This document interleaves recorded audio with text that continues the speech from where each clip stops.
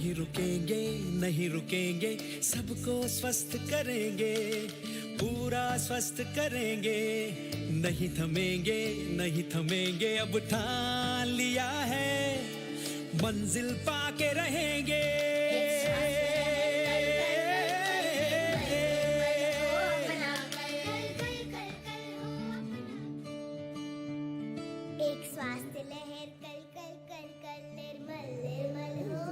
Welcome back. You're watching the NDTV Detol Banega Swasth India.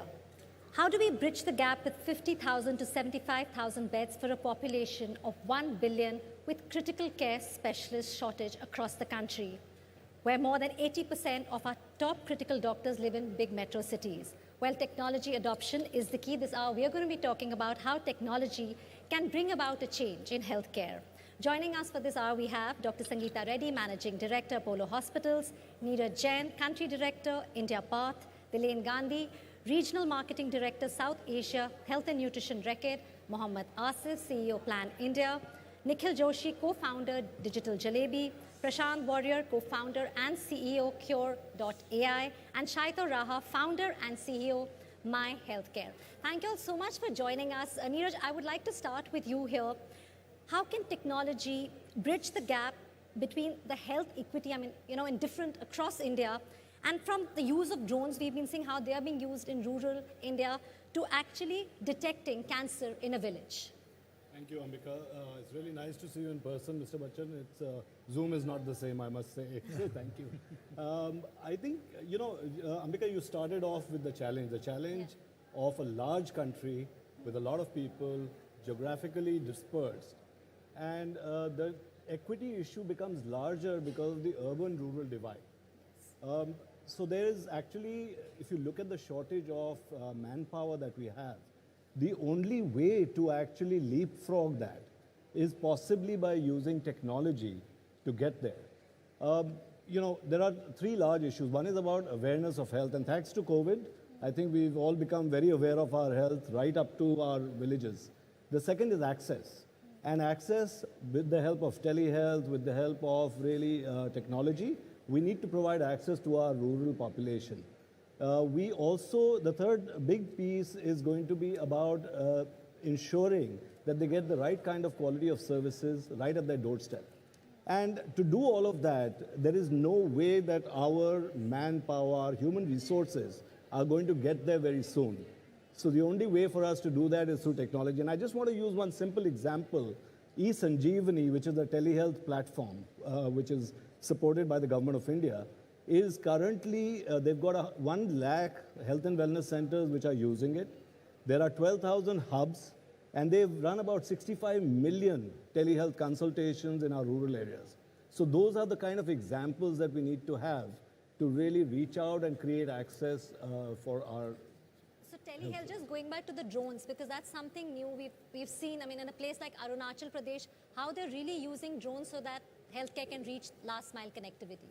Yeah, so that's of course, drones is it's also something which is very interesting. We are seeing that across the world, but in Arunachal, which is a hard to reach kind of a geography, it's been very, very useful for reaching the last mile, which, you have to walk for 3 days to get somewhere. But a drone is able to do that. So we've been running a pilot program.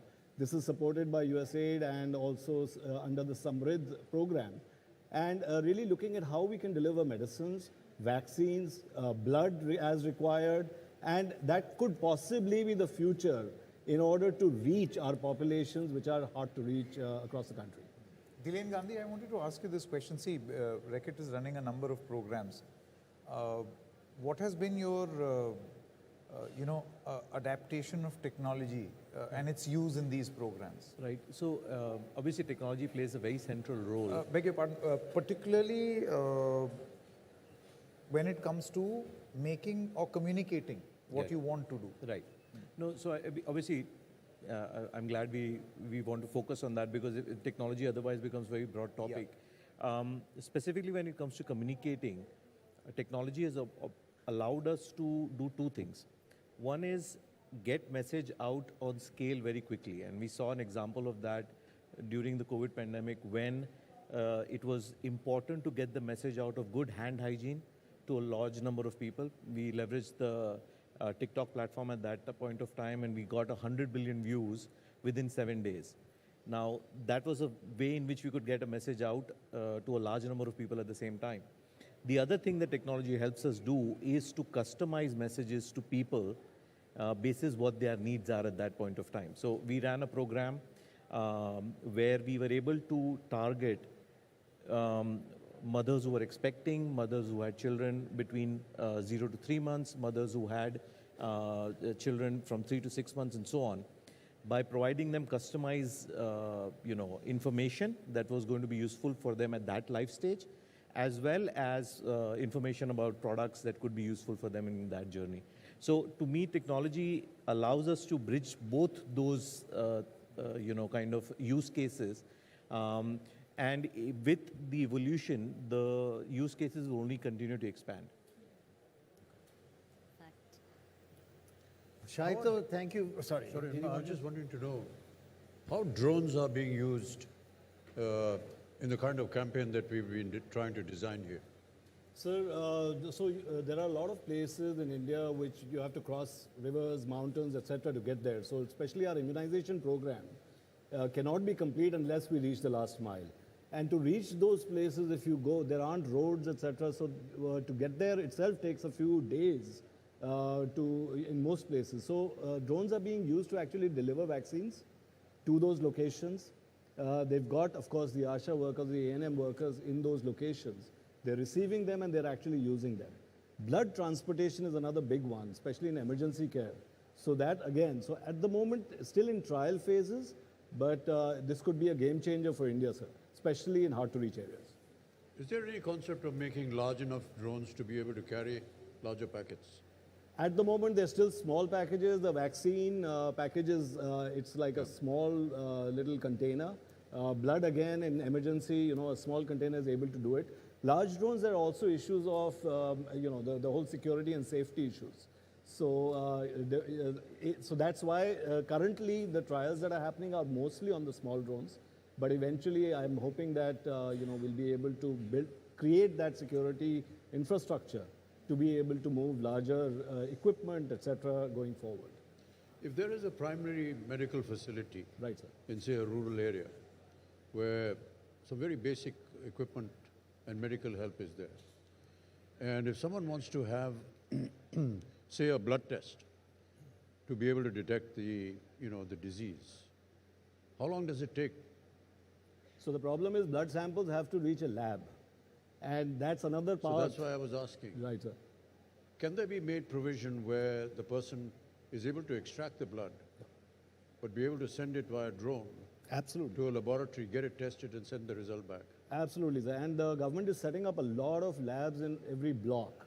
So actually the transportation is not just one way, it's both ways. Yeah. So you could get samples, even for tuberculosis, getting samples to the lab to be able to test. Yeah. That will be both ways you'll have traffic. I say this because a lot of drones are being made here in India now, in companies in Hyderabad, where they're able to test a particular kind of water, which is going to be suitable for agriculture. So the same methodology, Yeah, if it can exactly. be used in the medical Absolutely, yeah. field, would be very And I helpful. suppose delivering medicines Yeah. and Well, Shaito, thanks very, very, very much for joining us. Congratulations on your work you're doing. From what I've been reading, there are 3 countries at the forefront of technology and medicine: Israel, America, mainly Silicon Valley, and India. In fact, I met some kids from Silicon Valley, and they worked on AI, which with a smartphone, they can detect 29 kinds of, they can diagnose 29 kinds of illnesses that a person can have remotely, just with a smartphone, 29, and they're going to get it up to 100 and God knows how much. Tell us what you're doing and how it's taking this huge gap between services and the patient forward. So first, boss, nice to see you again. And this is a kid in a candy store moment for me to be on screen with you. So it's taken probably 30 years to get there, but really nice to be on screen with probably the best boss that I've ever had. So nice to see you. It's an honor for me also. Proud of you. Thank you. But I think to the point that you made, I think India today, I'll give you another example. We were in London about a few months ago, meeting with the NHS. We thought, we were going to study the NHS system because of we've heard so much about it. But the more we spoke to them, like you correctly said, we realized that India is actually 10 years ahead of the NHS system, be it in terms of technology, be in terms of the quality of care, be in terms of the way that we are able to wrap ourselves around the patient using technology and delivering healthcare. So I think that I have to commend both the healthcare providers plus the great Indian startup ecosystem, which has worked very hard towards this. Where we are focused on is two parts of it. One, I think like Neeraj was talking about, telehealth, etc., is one part of it. But ultimately, we have a huge shortage of doctors and nurses in this country. I mean, just broad numbers. Again, there's not accurate statistics, but we are short of about 1.5 million doctors and about 2 million nurses just to get to the WHO standards, right? So the only way you're going to be able to get better access for these doctors is to try and bring more efficiency into the system. So what we've done is we've actually used digital technology to try and bring all the patients' clinical information and present it to the doctor in a meaningful way so that he can take better decisions, more accurate decisions very quickly. Therefore, he's able to see more patients and give better access to healthcare to larger, we've actually been able to now give care to patients in Kanpur, in Lucknow, and well beyond that, sitting out of Delhi. Fantastic. Just one thing I want to add, Dr. Ed, to the point that Mr. Bachchan was making about the blood samples. I think another bit that the Indian startup ecosystem has been able to fulfill is that there are companies which have been able to bring out point-of-care devices. So where actually blood sample drawn, the results can actually get populated through a mobile platform at the location itself. So I think it's very early days, but they've done some real amazing breakthrough. And this is in states like Orissa and in states like Bihar, where they're piloting these programs. Wow, that's very interesting.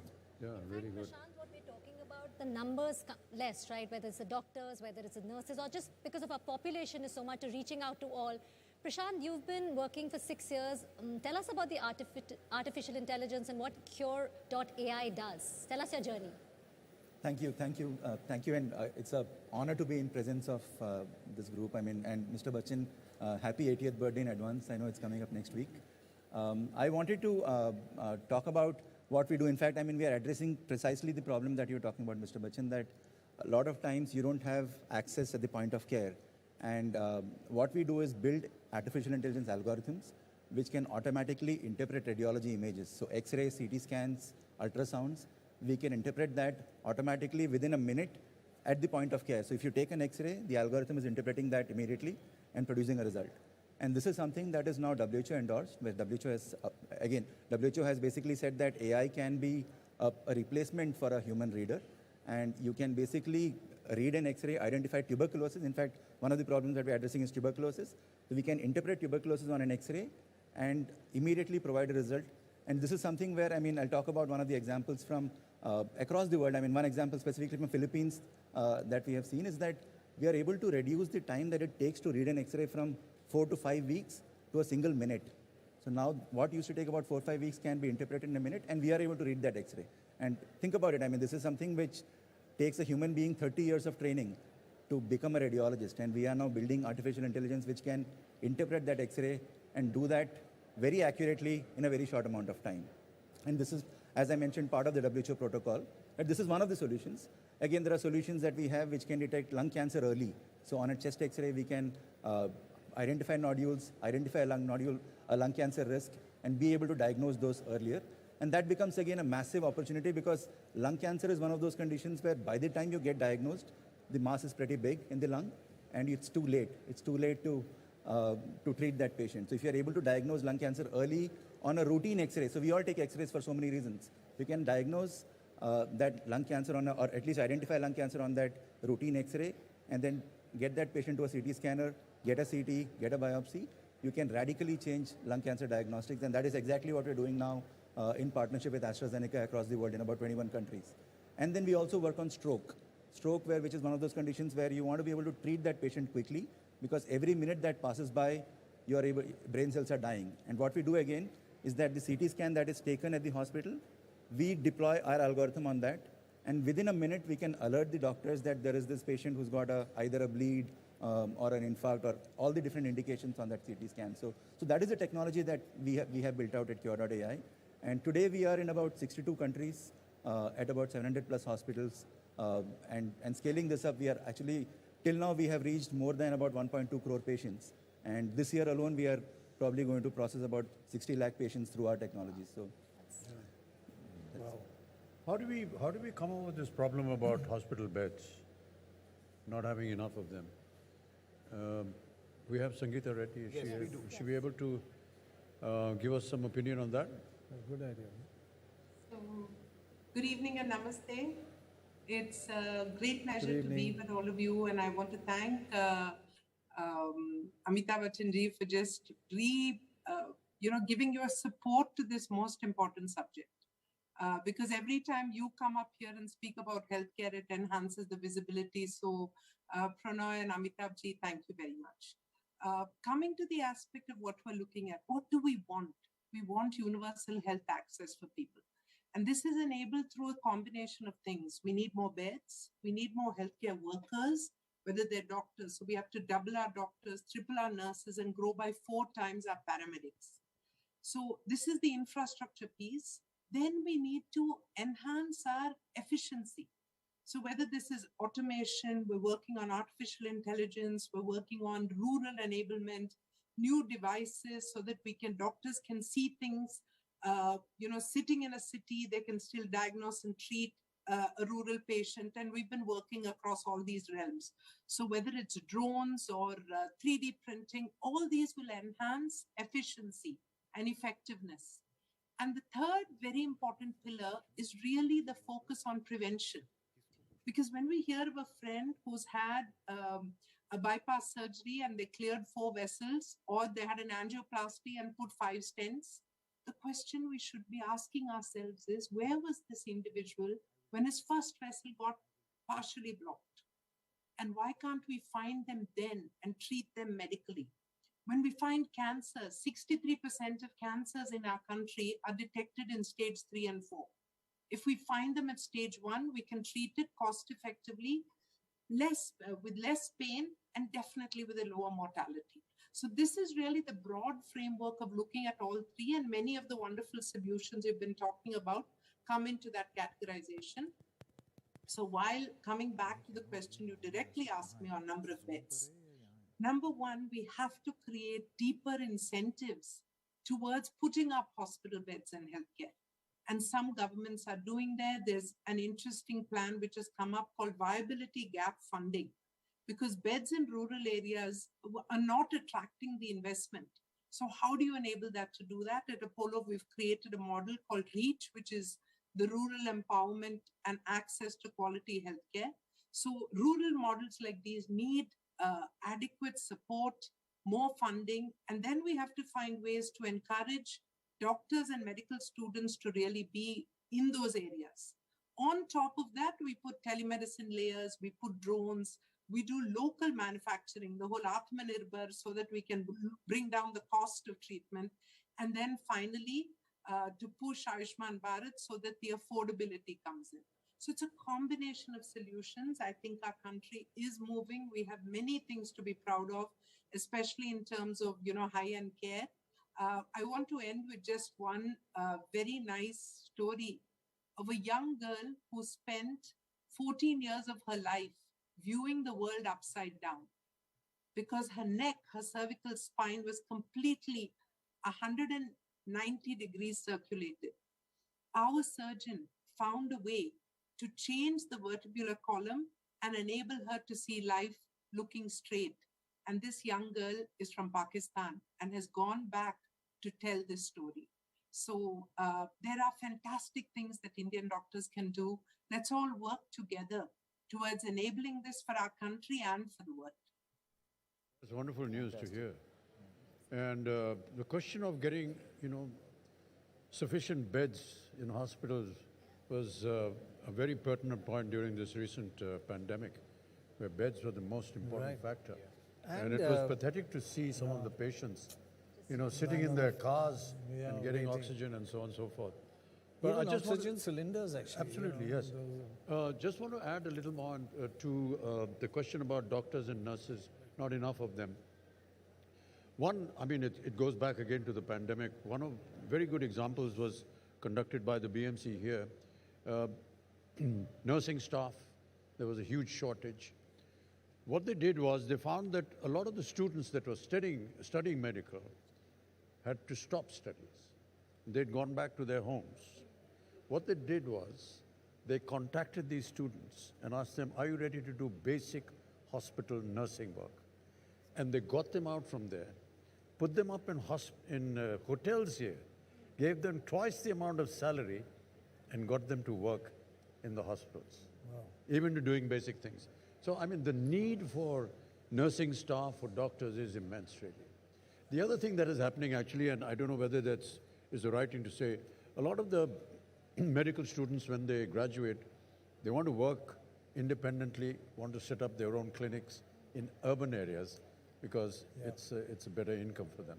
But what happens is that when they apply to the government services, the government sends them into the rural areas where they do not earn so much money, and so they're very reluctant to go there. This is a problem that we need to get over. Exactly. Mohammad Asif is also with us, CEO of Plan India. And I wanted to ask you, Mohammad Asif ji, using health tech, because we are talking about use of technology, using health tech to help ASHA workers, because that has been our theme. हमने ASHA workers और उनको किस तरीके से मजबूती दी जाए, शक्ति प्रदान की जाए, because they are quite literally the backbone of the health infrastructure in this country. So how can technology be used to help what they are doing? And just to add, Asifji, because we're talking about healthcare, because these are all the innovators here. You work on ground. Plan is working in the rural areas. So you can actually tell them what is scalable, what is doable, and what is not. Yeah. So thanks for being here on this panel. I think for the ASHA workers and technology definitely, as all of us have been talking about, has a huge accelerator potential, and it does have, while we were talking earlier about services, it also has the potential to help strengthen not just awareness at the community level, but also train frontline workers so that they are able to work with more contemporary, more recent understanding, knowledge in the health space. And at Plan India, what we are doing is to see how we can use technology to help ASHA workers become more aware of what is needed on the ground. And as earlier in the morning, we saw some ASHA workers using apps, tablets, and I think the government is also putting a lot of effort in that space. How ASHA workers can use apps to make local level decisions, be informed of data, and also understand the ecosystem in which they operate much better. One of the things which is very important, especially for health innovators and coming from a grassroots program experience, we feel that somewhere many of the apps, many of the services that we are developing, they are more attuned to a very urban, very there's not much of focus on what is it that is relevant for a person at the grassroots. So if we keep in frame issues of diversity, inclusion, keeping in frame that, okay, this app has to be used by a person who may have not so much of educational understanding, how to use more of infographics to communicate results, how to use more of pictorial ways of communicating rather than textual. I think these are things that will help improve awareness. I think what you said about inclusion and diversion, so that everybody can use it. The technology can be used at not only just urban, in fact, rural as well. I would just like to go across to Nikhil Joshi. Nikhil, tell us, at Digital Jalebi, you all work with frontline workers where they're using experiential technology. So tell us, what are those digital tools which can help physicians, caregivers, as well as nurses? Namaste to everyone on the panel. Really happy to be here. So, a very, very interesting thing is happening, not just in India, across the world. We are now realizing the true power of technology. We are actually not fancied by emerging technologies, immersive technologies like virtual reality, augmented reality, but we are actually using it to tackle the base ground level problem. So when we talk about caregivers, one of the important problems is they are generally trained in groups, and they are trained on, say, they're generally given videos, two-dimensional content, pamphlets, and then they are asked to perform certain activities where they go through a procedural training, but they are never able to get into the scenario. They are never able to experience how a labor management room would look like. A very interesting example that I heard from one of the social sector organization is a lot of nurses, these ASHA workers, when they actually do labor management for the first time, and when they see a lot of blood in the pregnancy, they faint. And a lot of them have hemophobia at some level, and none type of training is actually able to make them or prepare them for any kind of such scenarios. So we are increasingly using virtual reality, augmented reality to be able to give them the closest experience to how these situations would be. Coming to, say, like a physician or a surgeon, they're increasingly using virtual technologies to help their imagination. I heard one of the AIMS doctors telling me that whenever we do any kind of heart surgery and we have to clear the valves for blockage and all, we look at these scans and then imagine where the valve blockage would be and actually enter the surgical room with that imagination. But with virtual reality, we are literally able to get inside the heart. We're able to understand where exact blockage is, rather than, because a lot of layers of hertz while the scan is there are not visible in the two-dimensional scan. When it comes to patients today are using technologies like glucometer patches, which are just there around their arm, which are tethering data to their phones, and now they are able to quickly analyze their data. They are the ones who understand what they eat and how that particular food product or a particular food type is affecting their glucose levels. So I think the trend shift is using the right kind of technology for the right place, and this has happened across the world. Actually, on that note, Nikhil, I'm just going to cut you there. Sorry, but yeah, I mean, using the right technology is key. Dr. Reddy, if I can just ask you here, tell us, we're talking about technology and innovation. What is, I mean, Apollo Hospitals, when we talk about in the tertiary care sector, what has Apollo done? What are the new innovations? Can you share that with us, please? So there are multiple things, but thank you for this question. So again, you look at innovation or new technology, number one, on where you can do further diagnosis. So the latest CTs, the latest MRIs. One of the things we've done now is moving to software as a diagnostic tool. So our artificial intelligence tool enables us to look at the risk scores and therefore predict who is going to get sick. And if you look at this in the context of an Indian population of 1.3 billion people, if we're able to stratify those who are at higher risk, we can focus more on them. So that is one thing. The other is in terms of treatment. So our Proton is one of the latest technologies in the country, actually the first one in Asia, which is enabling us to treat cancer patients and get better outcomes. So there's a range, whether it is the robotic surgery. So we have a large number of robots which are enabling our doctors to do better surgery. So technology is getting combined and infused into every aspect of care. And then we do things like technology in the room. So to really optimize a nurse's time, you know how many times a nurse gets called into a room to say, I want water, or when is the doctor coming? So we have an equivalent of an Alexa type system and a protocol so that a nurse is called only for medical things and non-medical questions. So this is a method of automation and enhancement of a nurse's workflow. So we're using technology across the board, but ultimately I always say that, you know, while we do high tech with AI and ML and all the amazing things, and use technology, whether it's the bytes or the bandwidth, or even to decipher the genome. These three Bs of biology, bytes, and bandwidth are changing the way we look at healthcare. But high tech must always be combined with high touch. So that human touch, that ability to stay close to the patient, to reassure the patient, I think is a fine art and a talent that Indian doctors must continue to hold close. Yeah, I think the connection. In fact, Mr. Bachchan, what you were saying about the shortage of beds. So telemedicine earlier was just, I think, a video call or just a phone call. But COVID has really changed it, right? I mean, reaching out to so many people. Neeraj or Prashant, can you tell us about this? Has it been the game changer, telemedicine? Telemedicine has absolutely been a game changer. I think we saw telemedicine, and you know, I'm sorry, but I always come from the health equity perspective, because a lot of the tools that we talk about are more for the urban people who can afford it. But from an equity perspective, we saw in rural areas telemedicine go up by 300-400% in the COVID era.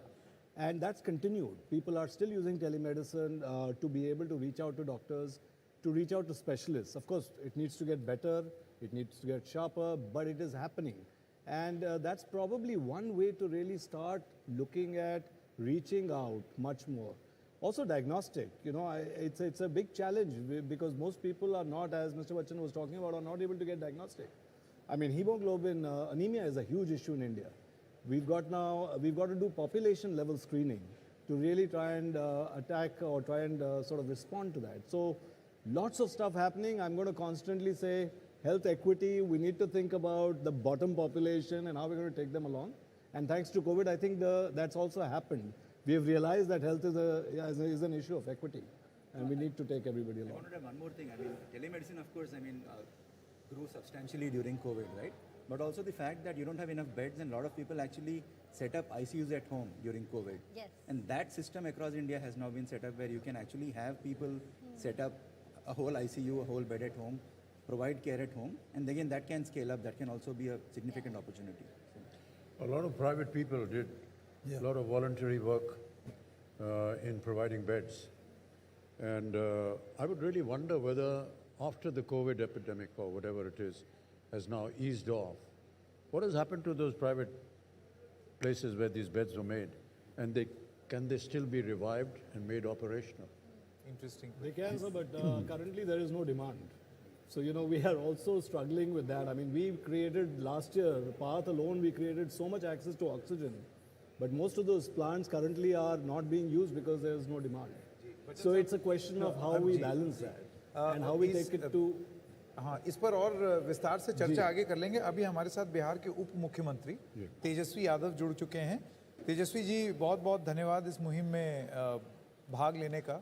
मेरा सबसे पहला सवाल आपसे ये है कि हमने कई बार कुछ तस्वीरें देखी जब आप डिप्टी सीएम बने, उसके बाद आपने औचक निरीक्षण किया, लेकिन मूलभूत रूप से तकनीक का इस्तेमाल करके स्वास्थ्य में परिवर्तन ये कैसे होगा, और ख़ास तौर से बिहार जैसे राज्य में? बहुत बहुत शुक्रिया साकिब जी, आपने अपने कार्यक्रम में मुझे बुलाया और इस मुहिम का पार्ट बनाया. इसके लिए आपको और एनडीटीवी के सभी लोगों को धन्यवाद देते हैं. और औचक निरीक्षण के बारे में आपने जिक्र किया. जो अभी नई सरकार बनी है महागठबंधन की, नीतीश कुमार जी के नेतृत्व में, हम लोगों की लड़ाई पहले से थी कि पढ़ाई, दवाई, कमाई, सिंचाई, सुनवाई और कार्रवाई वाली सरकार होनी चाहिए. और अस्पताल जो है, वहाँ लोग जब जाते हैं तो स्वस्थ होने के लिए जाते हैं, अपने डिजीज़ को दूर करने के लिए जाते हैं. तो बेसिकली जब भी कोई अस्पताल जाए तो साफ़ सफाई जो है, हाइजीन की व्यवस्था हाइजीनिक होनी चाहिए. पहली बात, दवा उपलब्ध होने चाहिए जो सरकार मुफ्त में हमारी सरकार देती है. साथ ही साथ इलाज होना चाहिए, डॉक्टर जो हैं वो वहाँ मौजूद होने चाहिए. तो ये बेसिक चीज़ें हैं. एम्बुलेंस हो या और भी जो आजकल टेक्नोलॉजी का ज़माना है, चाहे जो भी हेल्थ से रिलेटेड जितने इक्विपमेंट हैं वो उपलब्ध होने चाहिए, ताकि जो बेसिक चीज़ें हैं हेल्थ को लेकर के ये लोगों को पहुँचे, लोगों को मिले. और आप जानते हैं कि बिहार जो पिछड़ा राज्य है, गरीब राज्य है, हम लोगों के कम रिसोर्स होते हुए भी आप लोगों को हम इतना बताना चाहते हैं. अभी हम 2 महीने भी नहीं हुए हैं उप मुख्यमंत्री बने हुए, लेकिन हमने सभी अधिकारियों को हमने बुलाया था, जितने भी मेडिकल सुपरिटेंडेंट हैं या जितने भी आपके जो सिविल सर्जन हैं पूरे स्टेट से लेकर के हेल्थ सोसाइटी के लोगों को बुलाया, उनको एक टारगेट दिया गया है कि लोगों को बेसिक जो नीड है वो कम से कम उपलब्ध होनी चाहिए। तो 60 डेज़ का हमने जो है टारगेट दिया है, जिसमें कि सबसे पहले इंफ्रास्ट्रक्चर होना चाहिए।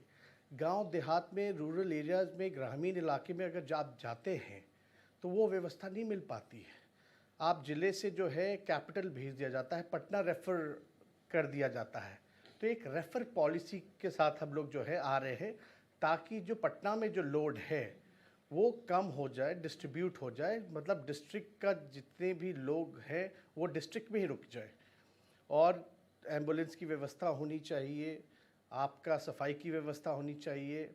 हमने दवा जो है लगभग 200 कुछ दवाइयों की लिस्ट है जो लोगों को राज्य सरकार उपलब्ध कराती है मुफ्त में, उसमें जो है बढ़ोतरी हम चाहते हैं कि करें, नेशनल एवरेज के बराबर हम लोग आएँ। इस काम में हम लोग जो है लगे हुए हैं। और जितने भी डॉक्टर्स वगैरह हैं गांव के इलाके में मौजूद नहीं होते हैं। अब हम आपको बता दें एकदम भाई, डॉक्टर को हम लोग जो है भगवान का रूप देते हैं। अगर ग्रामीण इलाके से लोग नहीं जाना चाहते हैं वहाँ और प्राइवेट प्रैक्टिसेस करते हैं, अभी हमारी सरकार ने, हम आपको बता देना चाहते हैं कि हमारे पास फाइल आते हैं, एक डॉक्टर जो है 12 साल से एब्सेंट है, पैसे उठा रहा है, फाइल अभी आता है। 5 साल से कोई एब्सेंट है, कोई 2 साल से एब्सेंट है। तो एक बड़ी कार्रवाई हमारी सरकार ने करने का काम किया है कि डॉक्टर्स जो हैं जो 6 महीने से एब्सेंट हैं उन सब पर जो है हम लोग कार्रवाई करने जा रहे हैं। जब पता चला कि जो 6 महीने से अनुपस्थित है, लगभग आप सुनकर के आंकड़ा आप घबरा जाइएगा, लगभग 705 ऐसे जो डॉक्टर हैं जो 6 महीने से ऊपर से अनुपस्थित हैं और सरकार का पैसा वो उठाते जा रहे हैं हर महीने। तो इस पे हम लोगों ने एक बड़ी कार्रवाई की है और इस मामले को हम लोग गंभीरता से ले रहे हैं, क्योंकि हमारा मानना है कि अगर डॉक्टर ही नहीं रहेगा तो इलाज कैसे होगा। जब हम पीएमसीएच पहुँचे थे, आपको पता है वहाँ एक टाटा वार्ड है, जब रात में अचानक से कैजुअली हम जब गए वहाँ तो वहाँ डॉक्टर भी अनुपस्थित पाए गए। तो उन सब लोगों पे जो है कार्रवाई की गई है। हमारी कोशिश है कि जो दवाइयाँ जो हैं वो लोगों को उपलब्ध हो, लेकिन ओरिजिनल दवाइयाँ उपलब्ध हो। मार्केट में नकली दवाइयाँ, एक्सपायरी दवाइयाँ वो घुमा करके ला दिया जाता है। तो अभी हमारी सरकार ने ये भी निर्णय लिया है कि भाई दवाई जितनी होंगी उसको कम से कम, मान लो एक्सपायर अगर हो जाता है तो उसको हम नष्ट कर दें ताकि वो दोबारा मार्केट में ना जाए। अभी जो है किसी को दे दिया जाता है, वो ले जाता है या दोबारा मार्केट में लाता है, एक बड़ा प्रश्न चिन्ह था। तो दवाइयाँ लोगों को जो है ओरिजिनल मिले, एक्सपायरी दवा ना मिले, नकली दवा ना मिले, इस पे भी जितने भी हमारी जो कार्रवाई है वो चल रही है। और हमको लगता है कि कुछ दिन 60 दिन का टारगेट दिया गया है और हमारी सरकार बाकायदा परफॉर्मेंस बेस्ड पे सारी कार्रवाई करेगी। जो परफॉर्मेंस करेगा उसको जो है नवाजा जाएगा, जो परफॉर्म नहीं करेगा उस पे जो है कार्रवाई की जाएगी। और 60 दिन का ये ड्यूटी जो है एक हम लोगों ने रोड मैप जो है वो तैयार हम लोगों ने किया है। तो आपको हम बता देना चाहते हैं, बच्चन साहब आपसे पूछना चाहते हैं। तेजस्वी यादव जी प्रणाम करता हूँ, अमिताभ बच्चन बोल रहा हूँ मैं। मान्यवर, ऐसा है कि अभी आपने बताया कि कई जो प्रणाम मान्यवर, अभी आपने बताया कि कई डॉक्टर जिनको ग्रामीण स्थानों पे लगा दिया जाता है वो अनुपस्थिति के वाजे अपना घर पे बैठ जाते हैं और पहुंचते नहीं हैं। एक तो ये विषय है। दूसरा विषय ये है कि ग्रामीण के जो लोग होते हैं वो आम तौर पर जो बड़े डॉक्टर्स होते हैं या मेडिकल फ्रेटर्निटी से जो आते हैं उन पे उनका विश्वास हटता चला जा रहा है। वो कहते हैं हम लोग अपना खुद ही इलाज कर लेंगे।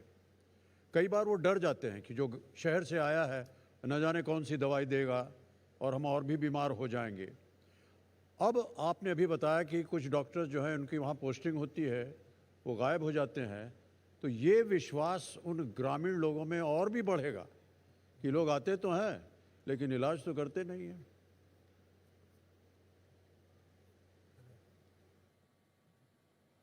मैं आपको बता देना चाहता हूँ मैं थोड़ा सा डिफ़र करूँगा आपसे कि ग्रामीण जो लोग हैं, आपको पता है जब ज़िले में इलाज नहीं होता है, ब्लॉक में इलाज नहीं होता है, तो वो पटना आते हैं। आप समझिए कि जो कटिहार जैसे डिस्ट्रिक्ट में जो लगभग बंगाल बॉर्डर है, अगर इलाज नहीं होता वो रात में चल कर के एम्बुलेंस करके जो है वो पटना आता है। यानी वो इच्छुक है इलाज कराने को। उनके बिहार के लोग बड़े जागरूक हैं, ऐसी कोई बात नहीं है, उनको कोई घबराहट नहीं है। लेकिन डॉक्टरों की उपस्थिति जो है वो होनी चाहिए, और हमको लगता है कि इस दिशा में हम लोग जो है कार्रवाई कर रहे हैं। कई बार अमिताभ जी होता ये है कि हमारे विभाग में इतने डॉक्टर नहीं होते हैं, नर्सेज नहीं होते, एएनएम नहीं होते हैं, जेएनएम नहीं होता, टेक्नीशियंस नहीं होते, वेंटिलेशन मशीन है लेकिन चलाने वाला कोई नहीं है।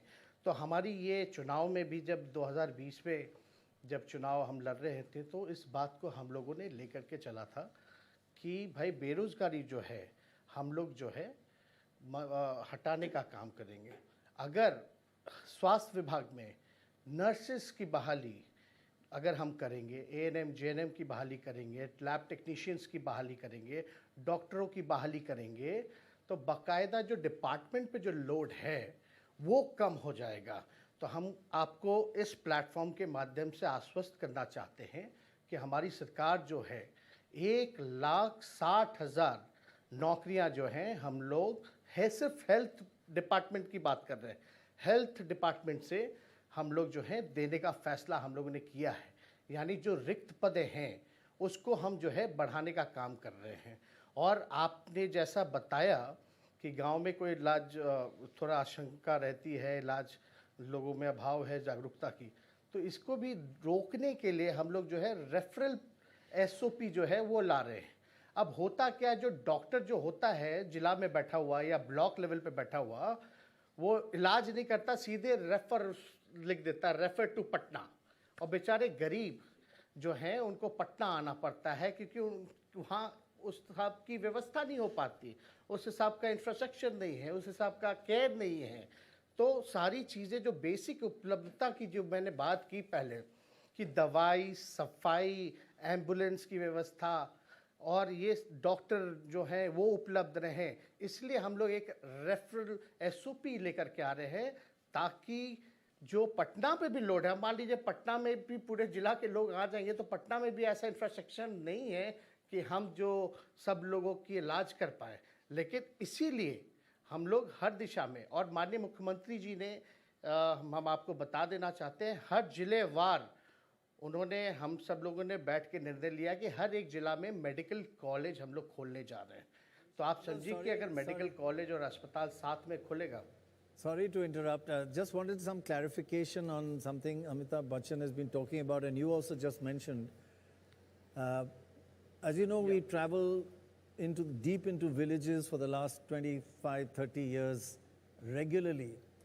And we've seen you there in the middle of campaigning, etc. But what we also check out the health facilities. And many villages have beautiful little buildings which are clinics or small hospitals. And we say, wow, that's fantastic. And we tell the villagers and they laugh at us. They say, we never go there, there's nobody there. And we say, show us. They take us into these nice little buildings. It is dilapidated inside, no doctors, no functioning. And this has been going on for 20 years. It's a crucial problem. I think Amitabh Bachchan mentioned it. How do you get doctors to stay in villages? I mean, you do have to compensate them much higher than staying in Patna. How will you solve this problem? All these clinics are underutilized. Pranodji, whatever you had mentioned about, that's a worrying part. And that's why our government has been working on that field. And we're going to ensure every doctor, like you can say that what action we have taken, like 705 doctors were absent since 10 years, 12 years, 5 years, 4 years, and they have been taking money from the government. Right. That's what, when I used to get a file, I was like, he's absent since 12 years. And now the file is coming to me. Why not immediately? Right. That's why I took this decision that why not, whoever is absent more than 6 months, we will take strict action. We will not compromise on it.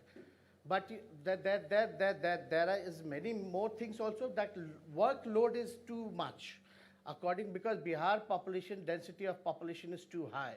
So we have to distribute their duties also, work also. That's why I've talked about the vacancies.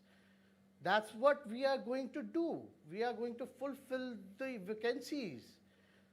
And 1,60,000, you can imagine it's a huge number if these people are going to come into it, into the field. So there will be a drastic change. At least villagers should get the treatment within their block level. That's why we are coming with the referral SOP. And that's what I have given target for like 60 days. Whoever is going to work, they're going to get appreciation. If not, they're going to get पूरी तरीके से कार्रवाई की जाएगी. We're going to take a strict action. We will not compromise on this issue. And this was my fight in 2020 also in the election. अब बताइए, अब शिक्षा विभाग में शिक्षक नहीं होंगे, यूनिवर्सिटी में प्रोफेसर नहीं होगा, तो क्या मतलब है उस बिल्डिंग का? और हम लोग जो अभी जो whatever, Pranav ji, I need to add one more thing. Whatever medical college we are talking about that we're going to open in every district, उससे पहले ही हम पद क्रिएट कर रहे हैं, पोस्ट क्रिएट कर रहे हैं, ताकि बिल्डिंग ना रह जाए, बिल्डिंग में लोग रहें. और यही आपने देखा होगा, you must have seen in few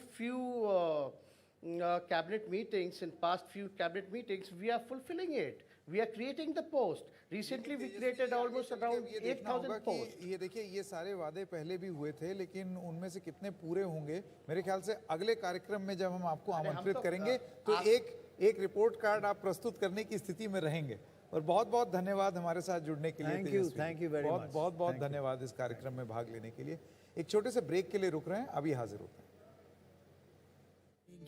नहीं रुकेंगे, सबको स्वस्थ करेंगे, पूरा स्वस्थ करेंगे, नहीं थमेंगे, अब ठान लिया है, मंजिल पाके रहेंगे.